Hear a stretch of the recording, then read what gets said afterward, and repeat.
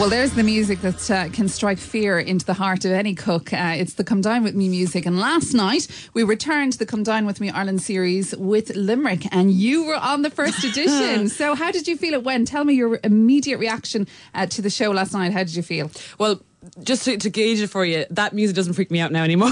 Hey, oh, that's good. Because yesterday when I had all my friends over and when the music started, I seriously got chills and I felt like I was going to throw up and all those kind of things. And I felt, oh my God, why did I ask people over? But no, I have to say I was pleasantly surprised that it was a very accurate reflection of who I was. So I didn't feel like they spun a different version of me or whatever. So I think I was myself, and I was really happy about that. Obviously, the food wasn't my wasn't something you go writing home about, but that's okay. It was just more about how we were all going to be portrayed and all that kind of thing. And I think we were all portrayed the way we were during the week, because you have to remember that we're with each other for hours. Yeah. So you do get to see what people are like and everything else, and that's how we all were. So it was good. I was really happy. I suppose sometimes people, when they go a little bit adventurous on the menu, it can cause more panic. So I suppose when it was the first time for you, playing it safe a little bit on the menu, at least it gave you time maybe to get your cocktails ready, to worry about how the house was going to look. Yes. And I'm sure there's a lot of things going on in your mind. So I think you kind of explained why the menu was that little bit simpler. Yeah, because I was chatting to Joe Nash yesterday, and I'm only back from Morocco, and my other half of my family is in Morocco. And after being spoiled by their food, I was like, why didn't I do something Moroccan? And even my friends, because I hadn't told them what I cooked, they were like, oh my God, you came across really well, but why did you not cook something Moroccan? And to be quite honest, I think when your mother is at home, it's that food that you're used to. My father would cook occasionally the Moroccan food, but I didn't grow up with it all the time. So when I went home back to Morocco, like for the 2 weeks, and got the food, I was like, why didn't I? But then, as you saw, it's very hard though to please everybody. And like the Moroccans eat lots of bread, and they don't eat with forks and knives, they use the bread. And I thought, okay, if I had cooked Moroccan, I would probably still have gotten some kind of drama from it, but that's the only thing I would have done different. But then, as you said, I was worrying about, my cocktails, my house being nice. Steve Spade, of course, was coming around. So I was thinking more of a whole rather than just the food. And I kind of felt like I'm only cooking a year, cook something. Oh, and the other thing I have to say as well is I actually gave them 3 options. You give them 3 different courses. So I gave them 3 starters, 3 mains and 3 desserts.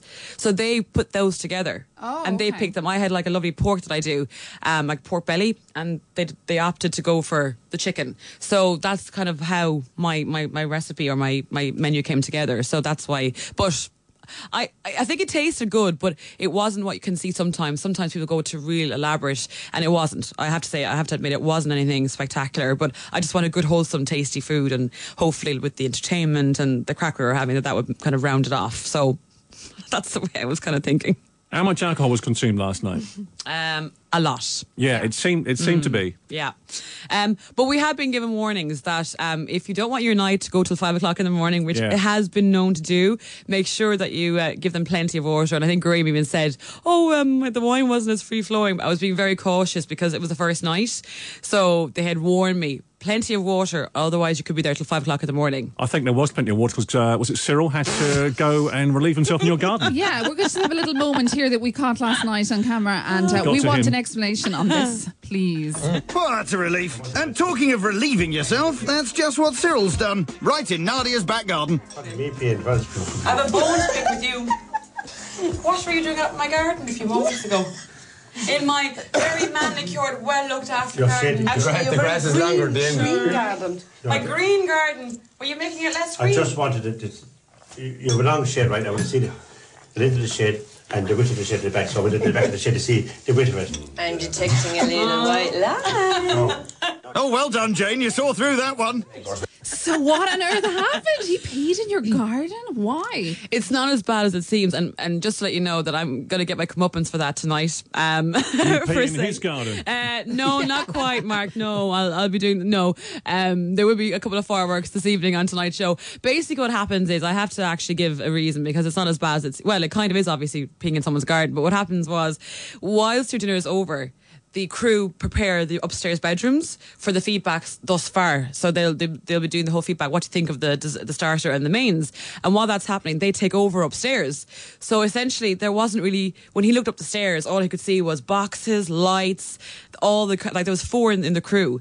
And I think what he kind of felt was like, oh my God, I'm not going upstairs and trying to, jump over all those boxes and annoy them. So look, there's a back garden there. And what you missed was Graham said, I was saying that my garden is lovely. My garden hadn't been cut in about 2 months. So he was like, your grass is nearly higher than Cyril. So there's probably no harm that he fertilised it a small bit. But that's, I think, why he peed in the garden, because he couldn't get upstairs. But still, there's no excuse. Could have been worse. Could have peed in your car. Yes. That'd be terrible, wouldn't it? Or on your carpet. or on my new couch. Yes, while the trick was being done upon him. So also, you were talking there about personalities and stuff. We did get a little flicker of what's to come when one of your people that was in your house, Jane, when she mentioned something at the very end, and it was all going nicely, and then suddenly she said at the very end, "Oh, she's a biatch." Yeah. She wasn't referring to you, was she? She was. Tell us a little bit Dun, more. dun, dun. Do you have a bit of a clash with her in the next episode? I think what happens is, for some reason, my night went really according to plan. Everything went on time, but I think I was running on adrenaline, as you do, for the whole day. They're with you from 9 in the morning until 2 the following morning. And I was running on adrenaline. And the following night, I was just zapped. I got no sleep. I was on the phone to everyone, filling them all in about what happened. Up at 7 o'clock for some stupid reason. Back in then to town to meet with them to talk about the night before. And when I arrived at Cyril's house, I was wiped. And something goes down on the table that I took up very wrong, which I shouldn't have, but you know when you're tired and you're a little bit whatever, emotional, and it led to me overreacting about something. And as a result then, Jane gave her honest and very frank opinion about me. Oh, we're very excited about tonight. Yeah. So. Yes, fireworks tonight, people. So 9 o'clock TV3. I've got a bit of a dilemma. Blue Bloods will come Dine with me. I love Blue Bloods. You have to watch. Oh my God, Mark! I love Blue Bloods. Hello. You can tape one and watch the other. I've And of got a course, recorder. It's on the Real Player as well. And if you're one of those people who love watching it all in a row, because I did feel, it's too short last night, you can watch, of course, the Omnibus as well at the weekend, where the whole lot is in. And I think it's a little bit less edited as well, so there's more to enjoy. But we'll all be watching tonight, Nadia, 9 o'clock. It's TV3, and we'll be chatting with you tomorrow about how things go. And well done Steve Spade as well last night. Yeah, yes, he was fantastic. He was great doing that cup trick, which I know all about from the window. He done it on me there last year. All right, so that's tonight, TV3, 9 o'clock. Come dine with me.